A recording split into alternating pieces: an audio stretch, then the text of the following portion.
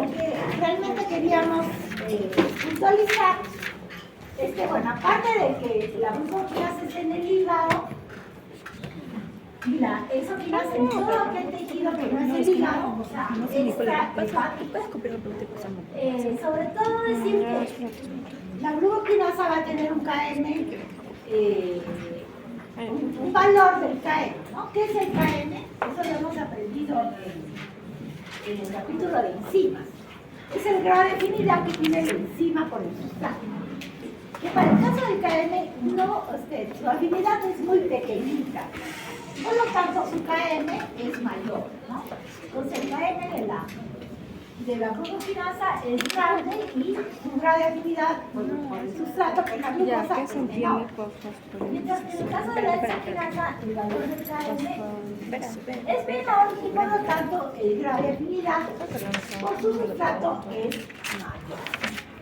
¿Cuál es el objetivo de esto? O sea, ¿por qué puntualizamos el valor del KM? Sobre todo en el hígado. Porque necesitamos que cuando la glucosa llegue al hígado, no se fosforile rápidamente, sino tenga la oportunidad de que esta glucosa pueda salir del hígado y ser llevada a otros tejidos que lo requieren. Ya que hay otros tejidos como el sistema nervioso central, los eritrocitos, el riñón, que solo viven con glucosa, ¿no? Entonces mantienen su vitalidad con glucosa. Por lo tanto, el hígado tiene que estar atento a esos requerimientos y la única manera que esta glucosa que esté en el hígado pueda salir es cuando no está fosforilada. Mientras que los otros tejidos donde rápidamente se fosforila la glucosa, entonces ahí sí o sí tiene que funcionar la vía glicolítica, no hay otra manera, ¿no? E indudablemente va a haber una producción de ATP. Recordemos que el objetivo de la vía es sintetizar ATP. Bueno, repasando un poquito la vía glicolítica, que es el que vamos a dar el sábado, saber que son 10 reacciones, por lo tanto hay 10 enzimas hasta ácido pirúvico. De las cuales 3 de ellas, que acá las vemos en rojito, la isoquinasa o glucoquinasa, la fosfofructoquinasa y la piruvatoquinasa, van a ser 3 enzimas que se convierten en puntos regulatorios de la vía.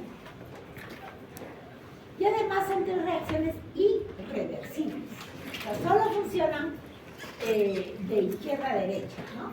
Mientras que todas las demás, como ustedes pueden ver, son reacciones que tienen flechitas hacia ambos lados, por lo tanto son reversibles.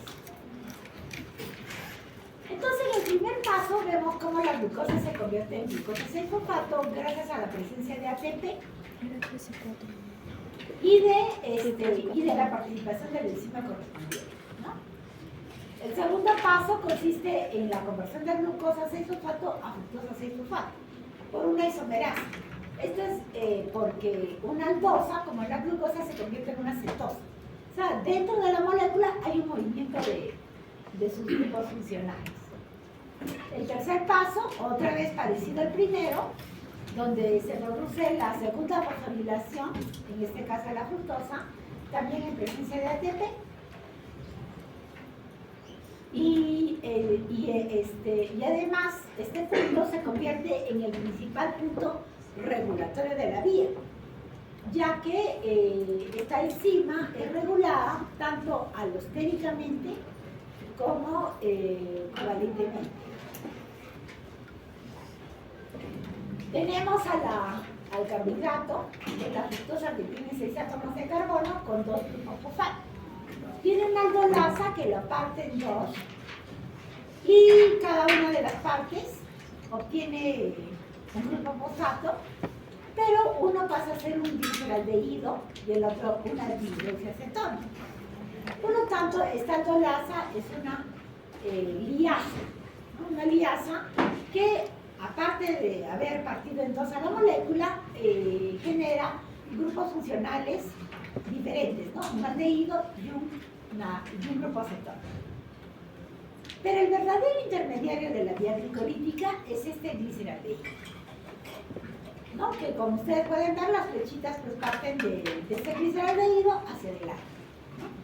Y es la dihidroxiacetona la que gracias a una isomerasa se convierte en gliceraldehído y pasa a ser los carbonos que van a participar en un segundo recorrido por todos estos pasos. En otras palabras, lo que suceda a partir de este momento se tiene que duplicar, ¿no? Uno por el gliceraldehído y el otro por la dihidroxiacetona fosfato. El siguiente paso se trata de una oxidorreducción, en el que el aldehído se convierte en carboxilo. Y hay, por lo tanto, un transporte de electrones, ¿no? Por lo tanto, la enzima es una deshidrogenasa con el cofactor NAD que recibe los electrones y se convierte en NAD reducido. Además, hay presencia de fósforo inorgánico. Y este es tomado por la molécula de tener un solo grupo fosfato de carbono 3, ahora pasa a tener un grupo fosfato en el carbono 1, y este se une por un enlace rico en energía, ¿no? Gracias a este transporte de electrones que se ha producido, hay una liberación energética que es tomado por el enlace que une al fósforo inorgánico, generando un enlace rico en energía que en realidad debería estar representado así. Y esto sucede en este carbono, el carbono 1. Entonces, esta S invertida no es otra cosa que un enlace ortofosfato, ¿no? Rico en energía. Que con el siguiente paso, por acción de una quinasa, lo rompe el enlace, se libera la energía en presencia de ADP y lo convierte en ATP. Y ahí estamos hablando estaríamos hablando de una fosforilación a nivel del sustrato, ¿no? Gracias a que se rompe ese enlace rico en energía y se genera una molécula que se llama ATP, ¿no? ATP. Bien, esto entonces es la segunda pregunta, la respuesta a la segunda pregunta que hicimos en el himno, en el que decimos que gracias a un compuesto rico de energía, que en este caso es el 1,3-fosfoglicerato, y en presencia de ADP, se genera ATP por la participación de una quinasa. El compuesto que tendríamos ahora es el 3-fosfoglicerato. Por una mutasa se convierte en 2-fosfoglicerato. Sobre este actúa una enolasa, que retira una molécula de agua y se da lugar a una molécula rica en energía. Hay un doble enlace en esta molécula con este grupo fosfato unido en el carbono 2. Nuevamente tenemos a una quinasa que en presencia de ADP rompe el enlace y se genera una molécula de ATP. Y el compuesto que nos queda es ácido pirúvico. Todo esto funciona en condiciones anaeróbicas. En otras palabras, no necesita oxígeno para que funcione. Y es así, en ausencia de oxígeno, en que el ácido pirúvico se convierte en ácido láctico. Y es ahí donde una lactato deshidrogenasa, en presencia de este NAD reducido, que lo dejamos pendiente, es utilizado en este momento, donando estos electrones al ácido pirúvico para convertirlo en una sustancia reducida que es el ácido láctico. Y este sería el producto final de la vía glicolítica en condiciones anaeróbicas. Esto se da en el citosol, como pueden ver, ¿no? Y además, como también lo hemos indicado, a partir del gliceraldehído 3-fosfato se vuelve a repetir toda la vía y por lo tanto el producto final sería 2 ácidos lácticos y en todo caso también acá habría 2 ácidos pirúvicos, ¿no? Que son generados por estas 2 triosas que tenemos acá. Bien, esto sucede, vuelvo a repetir, en ausencia de oxígeno. Por lo tanto, los ATPs que se generan, acá serían 2, y en esta otra paso serían 2 más, son 4 ATPs los que se dan lugar. pero de los cuales hay que restar los dos que se han invertido, ¿no? En la primera y en la tercera reacción. Por lo tanto, si yo produzco 4 y le resto 2 que se han utilizado, el neto, la producción neta de ATP serían 2 ATPs. Y ahí termina la vía glicolítica en condiciones anaeróbicas, en ausencia de oxígeno. Pero si las condiciones son aeróbicas, eso significa que forzoso en la célula tiene que haber mitocondrias. Recuerden que, por ejemplo, en los eritrocitos no hay mitocondrias. O sea que la única opción de la vía glicolítica en el eritrocito es en ausencia de oxígeno, porque no tiene mitocondrias, ¿no? En otras células donde sí hay mitocondrias, tiene la alternativa que el ácido pirúvico ingrese a la mitocondria. Y si es que ingresa a la mitocondria, entonces ya estaríamos hablando de presencia de oxígeno. Eso sucede en presencia de oxígeno. Por lo tanto, este NAD que se empleó en ausencia de oxígeno tendrá que pasar a la mitocondria. Y ahí hay una historia que un poquito larga de contar, por lo tanto la dejamos ahí en stand-by, ¿no? Este NAD deberá regresar a la mitocondria en presencia de oxígeno y lo hace a través de un sistema que lo vamos a explicar posteriormente. Acá lo que sí tenemos es el ácido pirúvico en la matriz mitocondrial, el cual se puede descarboxilar a acetil-CoA por un complejo multienzimático que le llamamos piruvato deshidrogenasa. ¿Qué lo que hace? Es descarboxilar al piruvato, es decir, de los 3 átomos de carbono que tiene, se pierde uno como dióxido de carbono. Y además, en la acción de este complejo, también vamos a tener la producción de otro NAD reducido por cada piruvato que se descarboxila. Y de esa manera formamos la molécula acetil-CoA, el cual ingresa al ciclo de Krebs. Algunos detalles que podemos ver acá, por ejemplo, la principal enzima, que es la piruvato quinasa, la fructosa fosfofructoquinasa. A estas horas ya creo que me da fatiga, ya me estoy olvidando de algunos nombres. Bien. La fosfofructoquinasa es la enzima regulator, la principal de las 3 enzimas regulatorias de la vía glicolítica. Esta es la principal, que vendría a ser el tercer paso de la vía. Es la más importante en su regulación, ya que podemos ver que está regulada por algunos ligandos, como son estos compuestos que vemos acá, o también puede ser regulada hormonalmente, ¿no? Como vemos por la insulina y por el glucagón. Entonces, en otras palabras, la fructosa 2,6-fosfato va a activar a la enzima, al igual que lo hace el ADP, mientras que el ATP y el citrato la van a inhibir a la enzima, ¿no? A eso le llamamos regulación alostérica. Y cuando son hormonas las que se secretan, y en este caso decimos que el estado de buena alimentación hace que el páncreas secrete insulina. Y esta insulina activa a la enzima, mientras que en el estado de ayuno la hormona que se secreta es el glucagón. Y este glucagón la inhibe a la enzima. En otras palabras, la insulina se le llama hormona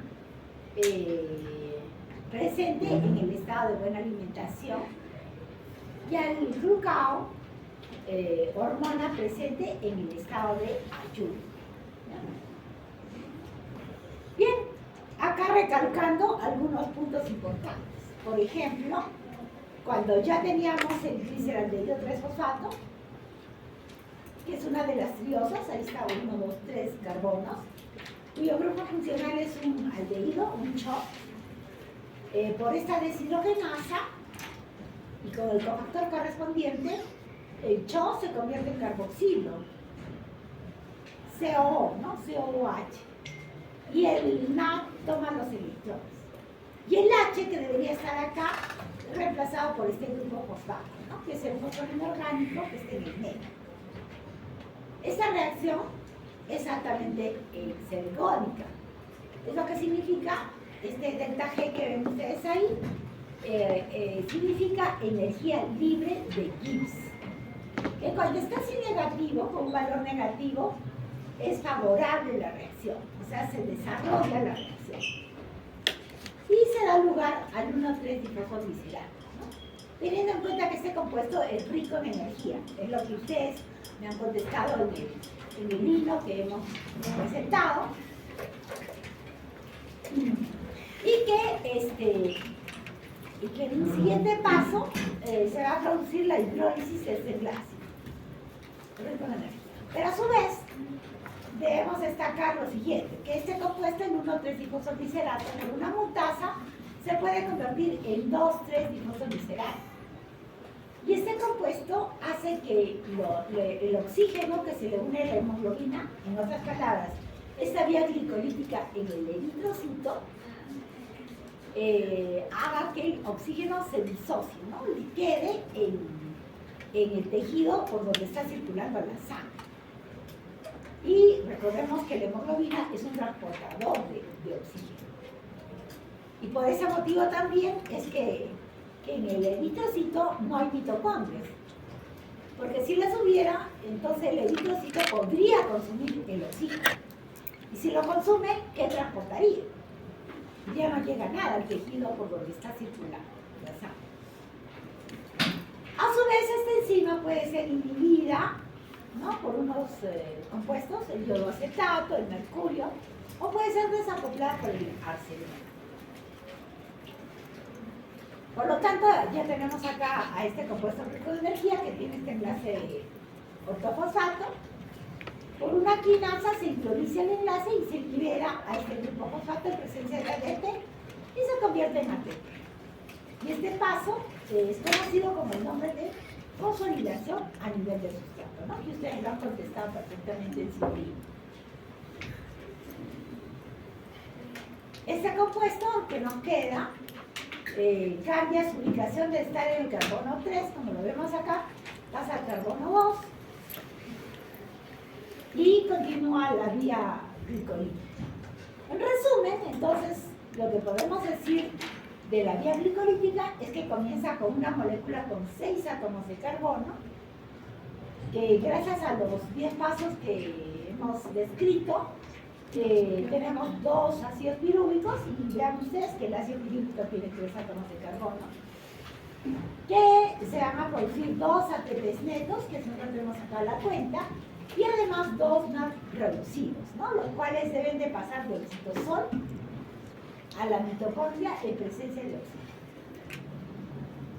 Acá tenemos un poquito resumen realmente de muchas vías metabólicas, pero hasta ahora solo hemos estudiado la vía glicolítica. Por lo tanto, hacemos mención a las 3 enzimas regulatorias, ¿no? Una es la glucoquinasa, otra es la fosfoglucoquinasa y la tercera es la piruvatoquinasa. ¿Qué son las 3 enzimas irreversibles, reacciones irreversibles y enzimas regulatorias? Y cada una tiene su mecanismo. Por ejemplo, en el caso de la glucoquinasa, su mecanismo será de expresión genética. ¿A qué se refiere? Que cuanto más glucoquinasa se necesite, mayor cantidad de enzimas va a haber presente para que puedan procesar la vía. Además va a ser activada por la insulina, que es una hormona que se secreta en el estado de buena alimentación, y es inhibida por el cortisol. Y el cortisol es una hormona pariente del glucagón, que hace un rato le hemos mencionado, ¿no? Y tiene un cofactor, tiene un segundo mensajero, que es el AMP cíclico, que le ayuda a llevar el mensaje de la hormona, que en este caso es el cortisol, para que amplifique la señal a todas las células, que necesitan que funcione, que se inhiba la vía glicolítica.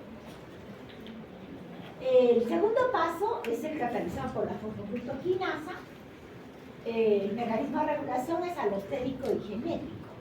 El genético se refiere a lo mismo anterior, es decir, que va a haber mayor cantidad de la enzima para que se active y acelere la vía glicolítica. Y la modulación alostérica se refiere a que va a haber compuestos como el AMP, la fructosa 2-fosfato, que estarían activando a la vía. Y otros como el ATP y el citrato que le estarían inhibiendo. Lo cual es lógico, ¿no? Recuerden que si el objetivo de la vía es sintetizar ATP, entonces cuando hay cantidad suficiente de ATP se bloquea la vía, para que ni siquiera puedo depositar al ATP, no hay forma de depositar, mejor la bloqueo y hago que la glucosa, se convierta en otro producto que pueda depositarse. Y la última es la piruvatoquinasa, la cual también puede ser regulada alostéricamente y covalentemente. No, alostéricamente ya hemos visto los compuestos que actúan inhibiendo o activando la enzima, y covalentemente es cuando sufre una modificación la enzima por unión de un grupo, que generalmente es un grupo fosfato, ¿no? Que luego lo vamos a aclarar. Bien, acá los destinos del piruvato. Hemos hablado que cuando se convierte en lactato es anaeróbico, la enzima es una lactato deshidrogenasa y el cofactor es el NAT reducido, que se ha producido en la misma vía glicolítica. El acetil-CoA se produce, pero cuando hay presencia de oxígeno, el piruvato, que tiene 3 átomos de carbono, se convierte en una molécula de 2 átomos de carbono, por lo tanto hay una descarboxilación. Y la última alternativa no es en personas, es en levaduras. Y ahí nos tenemos que acordar de un proceso que le llamamos fermentación. Por ejemplo, donde se fabrica pan o la chicha de jora, ¿no? En procesos fermentativos, cuando se fabrica cerveza también, se da esta vía, donde hay una acetaldehído deshidrogenasa que fabrica el acetaldehído y un alcohol deshidrogenasa que utiliza el NAT reducido para fabricar el etanol, ¿no? Entonces, serían la vía, pero que no funciona en los humanos. Hasta ahora hemos hablado de carbohidratos, como son glucosa, fructosa, galactosa, manosa, que son monosacáridos que pueden, por esta vía glicolítica, convertirse en piruvato. Y recordemos que todos estos carbohidratos los hemos comido o tomado en la alimentación, ¿no? Por eso es que decimos que son fuente exótica. Pero hay unas moléculas de depósito, como es el glucógeno en el caso del animal o el almidón en el caso del vegetal, que pueden degradarse, que son moléculas de reserva, que se degradan y se convierten en glucosa. Y la glucosa, vía glicolítica, y la vía glicolítica a piruvato.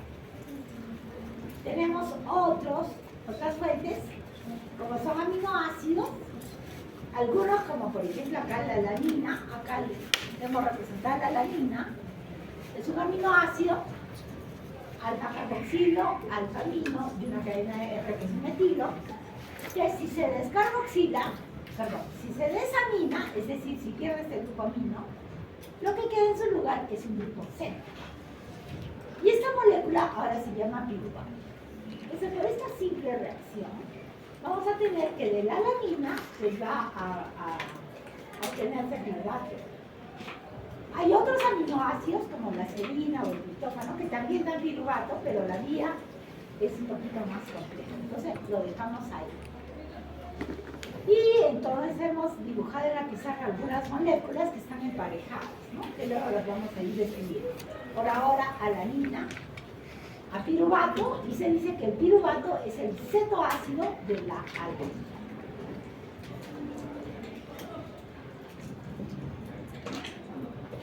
Bien, entonces, hasta ahí por favor, si tienen alguna pregunta, mientras tomando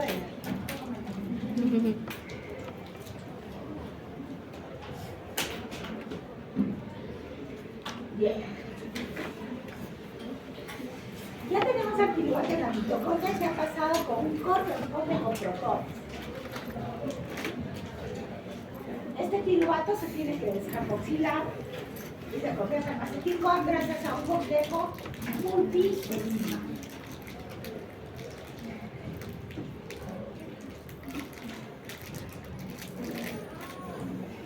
Este complejo está constituido por 3 enzimas, cuyos nombres por ahora no nos interesa, con que nos recordemos que es la E1, E2, E3. Suficiente de lo que sí tenemos que acordarnos es de las coenzimas. Acá tenemos a la primera, que es la tiamina pirofosfato, y la forma activa de la B1, el ácido lipoico o lipomida, que es, algunos lo consideran vitamina, algunos otros no, pero se dice que tanto es hidrosoluble como liposoluble. El FAT es la forma activa de la B2, que es la riboflavina, el NAC, forma activa de la B3, que es la niacina, y la coenzima A, ¿no? que es la forma activa del ácido pantoténico, que es la B5. Y acá las mismas enzimas que funcionan directamente como algunos de los cofactores, ¿no? Que los estamos viendo ahí. La E1 con la tiamina pirofosfato, la E2 con el ácido lipoico y la E3 con el FAT. Por lo tanto, el NAC y la coenzima A van a participar separadas. Y acá tenemos el sistema. Entonces, comenzamos con piruvato. Recordemos que es una molécula que tiene 3 átomos de carbono. Y va a convertirse en una molécula de 2 átomos de carbono.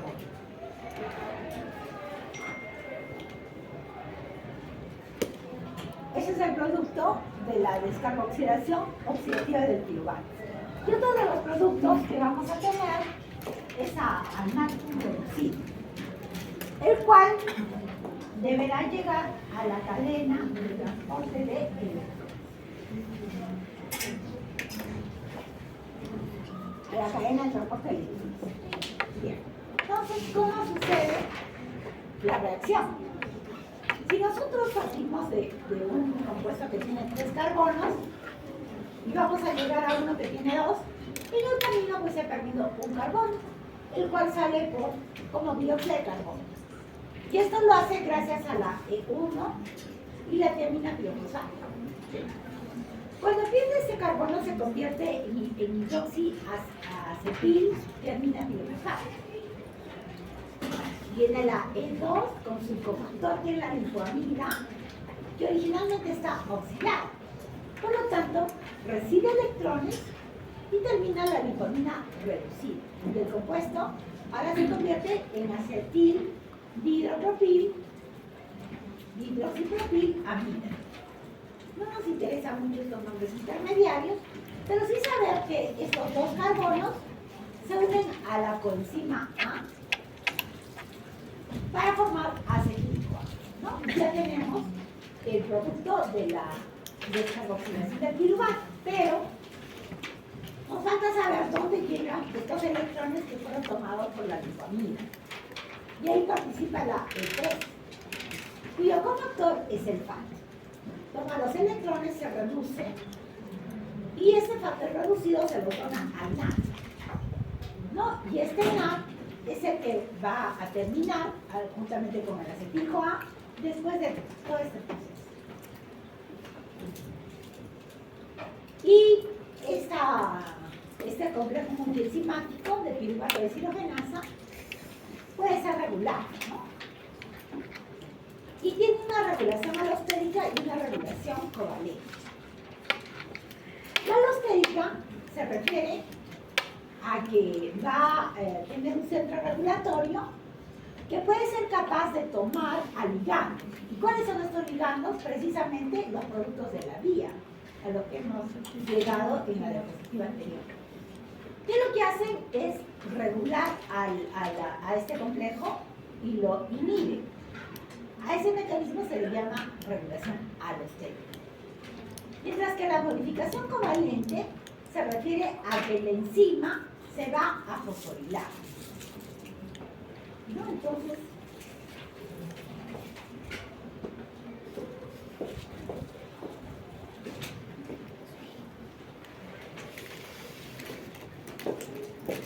¿no? Tenemos a la enzima, centro activo, y para el caso de la regulación alostérica tiene un centro regulatorio. Es ahí donde actúa un ligando, ¿no? Que acabamos de decir que puede ser el acetil-CoA o el NAD, que son productos de la vida. Ese es el mecanismo alostérico. Y el covalente es donde tenemos a la enzima, tenemos el centro activo que reconoce al sustrato, y esta enzima va a unirse a un grupo que generalmente es un grupo fosfato y lo hace con un enlace que es un enlace químico y que se le llama enlace covalente. Y en otras palabras, modifica la constitución de la enzima. Y eso señala las diferencias entre el mecanismo alostérico y el mecanismo covalente. Es decir, cuando está fosforilado, o sea, con ese grupo fosfato, se inhibe el complejo. Y cuando está desfosforilado, se activa. Y eso sucede con la piruvata de hidrogenasa.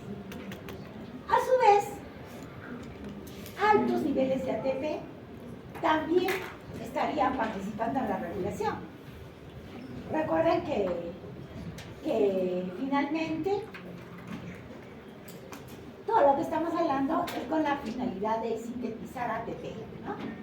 Entonces, si hay cantidad suficiente de ATP, va a estar regulando a la piruvata deshidrogenasa, lo cual hace pues de que se inactive. Y también, a su vez, ya lo dijimos esto en la vía glicolítica, la fosfofructoquinasa es inhibida alostéricamente por el ATP y por lo tanto la vía glicolítica también se va a inhibir. Indudablemente, si la vía glicolítica se inhibe, habrá menor cantidad de piruvato y por lo tanto menor cantidad de participación de la piruvato deshidrogenasa. Cuando hay fosforilación, inhibe al complejo. Y en la desfosforilación, activa al complejo. Eso lo vamos a repetir en esta diapositiva, ¿no? Lo que han preguntado sus compañeros. Y acá tenemos al complejo. Ese complejo, ¿no? Como dice la leyenda, la E2 son las bolitas celestitas, la E1 son las verdecitas y la E3 son las azulitas. El conjunto, los tres, dan lugar al complejo. Pero tenemos un grupo fosfato, que acá está representado en amarillo, se une a la E1. Y cuando se une a la E1, lo cambia, ¿no? Por lo que habíamos dicho acá, hay una modificación covalente.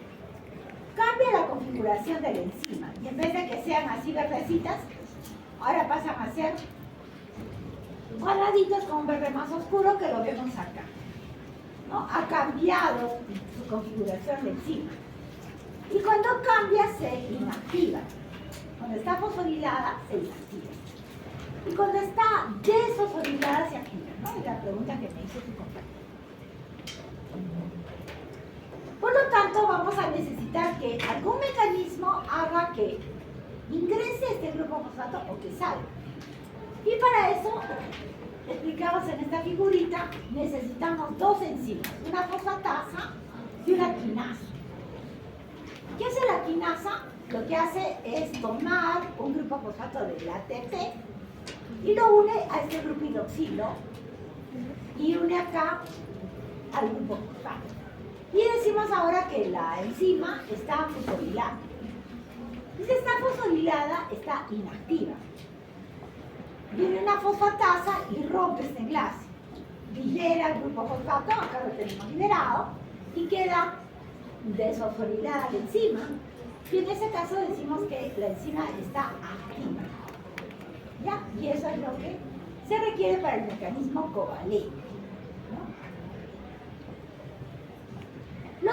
que obtenemos ahora acetil-CoA, el cual puede ingresar al ciclo de Krebs. ¿Y cuál es el objetivo del ciclo de Krebs? ¿Por qué queremos que funcione? Bueno, en la vía vamos a analizar que hay varios cofactores reducidos que se sintetizan, ¿no? Vemos acá que son 3 NAD, un FAT, los cuales pueden pasar a la cadena de transporte de electrones en la membrana interna de la mitocondria. Y por fosforilación oxidativa tenemos la síntesis de ATP. A su vez también vamos a apreciar que en la vía hay la síntesis de GTP. Y esto se logra por también, ¿no? Eso lo preguntamos en el lino.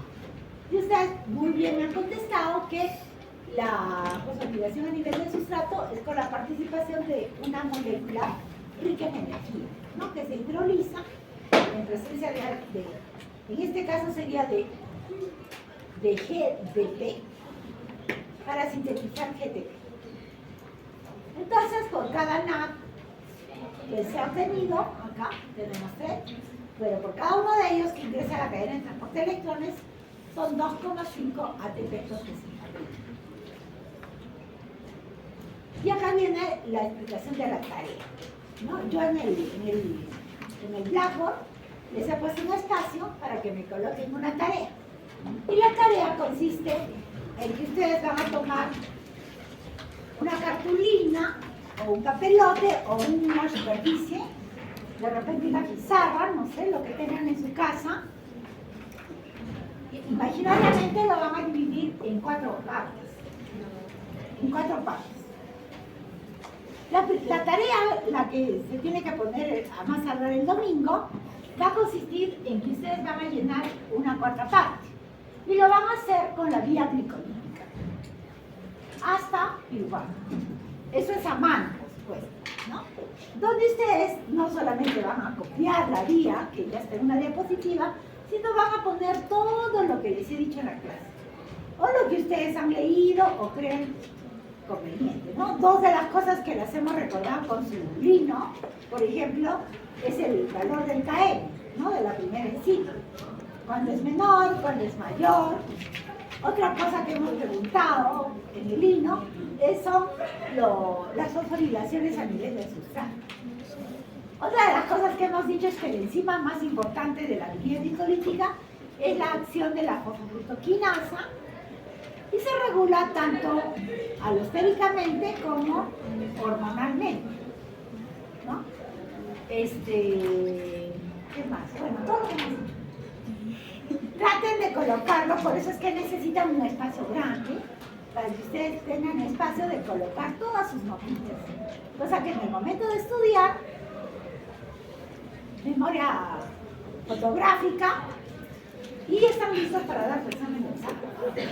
Y además ya tienen, como ya tienen el juego va a ser virtual, ya tienen también el resumen hechecito, donde rápidamente van a poder tener las respuestas correspondientes, ¿no? Es la ventaja de los pasitos virtuales, que tienen la bibliografía en la mano, pero mientras no la tengan ordenada, no les sirve de nada.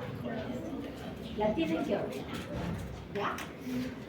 Bien, así queda, por si acaso, entonces todas las notas tienen que ser de 2 puntos, ¿ya? Ese es el regalo por el Día de la Madre. A los que son padres, mejor. A los futuros. O sea, lo divides imaginariamente por tu parte. ¿Por qué necesitamos los demás espacios? Porque la segunda tarea va a consistir en hacer el ciclo de Krebs. A partir de ese pico A, y tendrán pues que llenar la otra parte. Luego les toman una foto, porque dicho se pasó la tarea, pues sí que mandar la foto, ¿no? No me van a mandar la cartulina o el tablerote, sino la foto. Toman una foto y la cuelgan en el aula virtual. La segunda tarea se suben a una grada, una mesa, para que puedan abarcar tanto la vía glicolítica como el ciclo de Krebs, ¿no? En la foto ingresa toda la tarea, o sea, la segunda parte. Eso ya les diré la siguiente semana.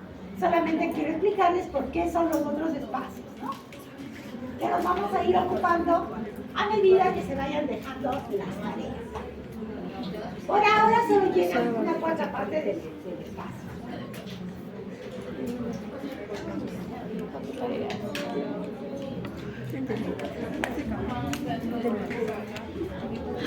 En un papelote, imaginariamente lo divides en 4 partes. La primera parte es la vida. Eso lo vas a hacer. Después, en la segunda tarea vas a hacer ciclo de Krebs. Acá. La primera tarea solo mando esto. Sí, solo mandas eso. La vida. Lo dibujo y todo lo que tiene. Sí, dibujas el gráfico y después escribes todo lo que hablaba. Y eso es el de la vida. Ciclo de Krebs, pero eso es Y eso segunda no, tarea. y esto no lo han dicho. Yo te estoy.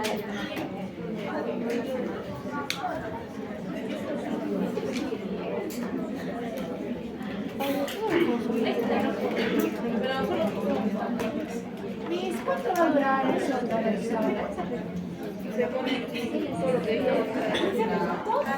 ¿Cuántas preguntas vas a hacer, Miss?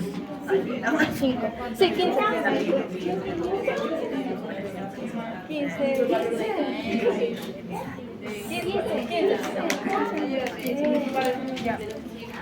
Cuando estudian no hay problema, cuando no estudian no hay problema.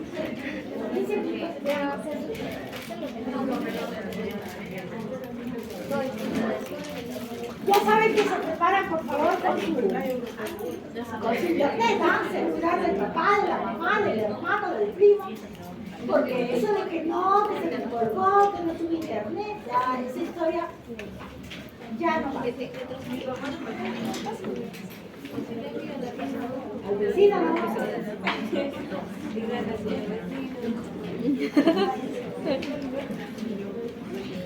Así es que por favor, eso que ya, que no tuve internet, que la abuelita, que no, ya no vale nada. Bien. Pasamos ahora al ciclo de Krebs. Igual como la vía glicolítica, ahí tienen una dirección, el ritmo del rap. Podrá poner acá. Pero les aconsejo que escriban No se puede. No se puede. Para servir para muchas cosas. Es que va a explicar eso. Con el rato aprenderán los nombres, pero la idea es darle sentido a los nombres, ¿no?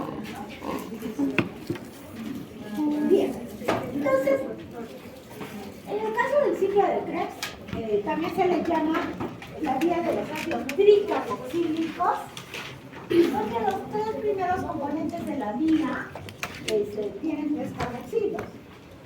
También se le llama el ciclo del ácido cítrico, porque el primer compuesto que se forma es el citrato y se desarrolla en la matriz mitocondrial.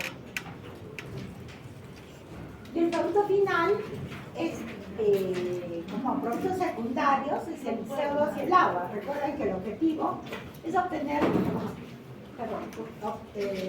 cofactores reducidos.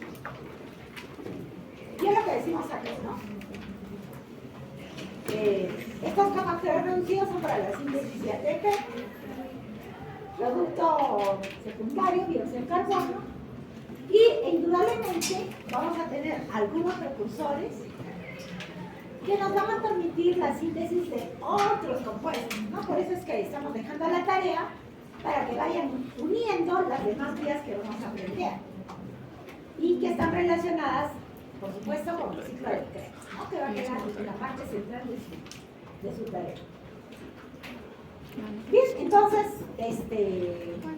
uno de ellos, por ejemplo, son los ácidos grasos, otros serán las proteínas, ácidos nucleicos. Y acá tenemos el ciclo. Se trata de una vía que tiene 8 enzimas, que son todas las que están aquí en azulito, que necesita tener buenos niveles de oxalacetato. Este oxalacetato lo pueden ver acá. ¿Dónde está? Acá está. El oxalacetato es pariente del aspartato, es un aminoácido que lo debieron aprender en la primera fase, y también pariente del malato. Miren, La diferencia solo está en que el aminoácido tiene un grupo amino, el oxalacetato tiene un grupo ceto y el malato tiene un grupo hidroxilo. Entonces hay una interconversión entre ellos. Por ahora, ahí lo tenemos al oxalacetato. ¿Qué debe unirse con el acetil-CoA? ¿No? Que ahí nos quedamos en la anterior diapositiva. Y se unen gracias a la citrato sintasa para formar citrato, ¿no? Que es el primer compuesto que también ya hemos indicado y que a su vez mencionaremos que el citrato permite la síntesis de ácidos grasos, ¿no? Es un intermediario del ciclo de Krebs que estaría relacionado con la síntesis de ácidos grasos. Viene la comitasa, que es una enzima que participa dos veces. Una para sacar una molécula de agua del citrato y otra para devolver la molécula de agua y se constituye el isocitrato. Entonces la pregunta es, ¿para qué la sacas si la va a devolver? Y lo que pasa es que la devuelve en una posición diferente, ¿no? Los grupos funcionales del agua se ubican pero en otro lugar de la molécula. Tanto el citrato, el isocitrato y un intermediario que es el cisaconitato son los tres compuestos que son tricarboxílicos, ¿no? Y que son los primeros que se sintetizan en esta vía. Este isocitrato tiene tres carboxilos entonces. En la siguiente reacción catalizada por esta deshidrogenasa, isocitrato deshidrogenasa, cuyo cofactor es el NAD, cataliza una reacción de descarboxilación oxidativa, que significa que uno de los carboxilos sale como dióxido de carbono y además hay un transporte de electrones que son tomados por el cofactor de la enzima, dando lugar a la síntesis de un NAD. Bien, queda finalmente después de esta descarboxilación oxidativa el alfa-cetoglutarato. Y ustedes dan a sus formulitas y lo buscan. Acá está el alfa-cetoglutarato.